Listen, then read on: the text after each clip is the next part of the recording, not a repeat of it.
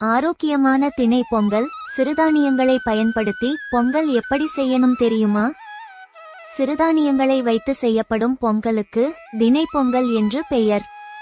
குதிரைவாலி, வரகு அரிசி, சாமை மற்றும் பனிவரகு ஆகிய 4 சிறுதானிய வகைகளை பயன்படுத்தி வெண்பொங்கல் மற்றும் சர்க்கரை பொங்கல் இரண்டுமே செய்யலாம். திணை வகைகள் அரிசியை விட குறைவான அளவே மாவு சத்து கொண்டுள்ளது, குறைந்த கலோரி கொண்ட உணவாகும். மேலும் இவற்றில் நார்ச்சத்து, இரும்பு சத்து, மினரல்கள் உள்ளன.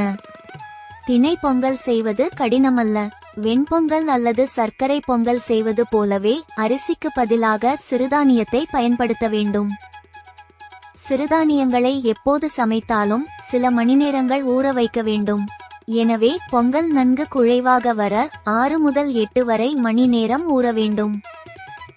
நீங்கள் எந்த திணையை பயன்படுத்துகிறீர்களோ 2 முதல் 1 என்ற அளவில் பாசிப்பருப்பை பயன்படுத்த வேண்டும். இனிய பொங்கல் வாழ்த்துக்கள்.